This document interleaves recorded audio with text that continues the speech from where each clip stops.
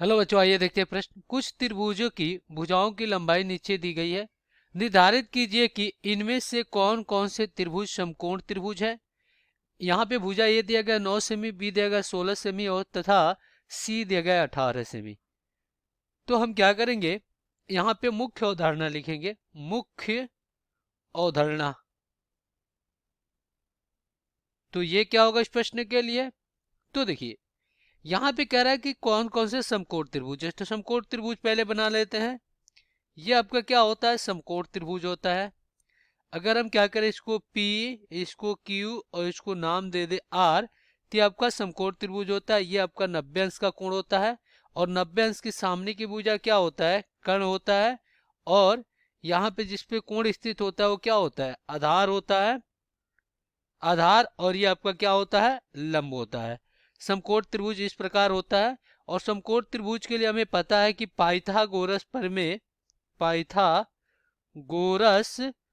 प्रमेय से, पाइथागोरस प्रमेय से हमें पता है कि जो कर्ण का भुजा होता है, कर्ण का जो भुजा का वर्ग होता है वो क्या होता है, आधार के भुजा का वर्ग, आधार के भुजा का वर्ग और प्लस लंब के भुजा का क्या होता है, वर्ग होता है। तो यहाँ पे चलिए इसको हम चेक कर लेते हैं कि क्या एक समकोण त्रिभुज है। तो इसके लिए हम क्या करेंगे, एक त्रिभुज बनाएंगे। ये आपका क्या है, एक त्रिभुज है जिसका हम नाम दे दे रहे हैं ए बी सी। इनकी ये भुजा आपका क्या है, ए कितना है, 9 सेमी है।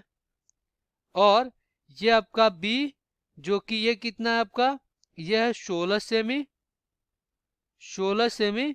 और ये क्या आपका सी जो कि ये क्या है, 18 सेमी, 18 सेमी।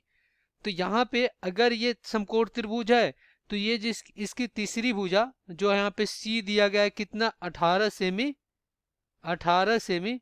इसका वर्ग, सी का वर्ग अगर निकालते हैं तो कितना हो जाएगा, 18 का वर्ग हो जाएगा। और 18 का वर्ग कितना हो जाएगा, ये हो जाएगा आपका 324।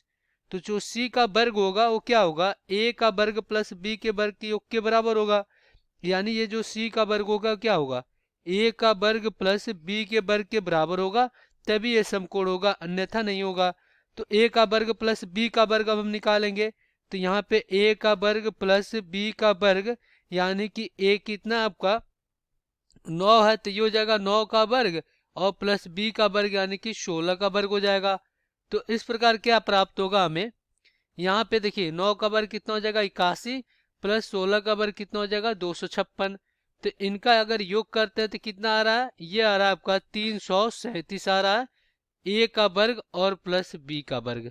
तो यहाँ पे देखा जाए तो ए का वर्ग प्लस बी का वर्ग, ये जो तीसरी भुजा है सी के वर्ग के बराबर नहीं है। तो यहाँ पे कहेंगे, चूंकि चूंकि ए का वर्ग प्लस बी का वर्ग बराबर नहीं है सी के वर्ग के, इसलिए इसलिए यह समकोण त्रिभुज नहीं है।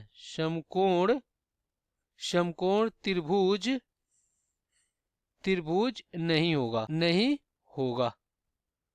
तो आशा करते हैं बच्चों ये प्रश्न आपको समझ में आया होगा। धन्यवाद।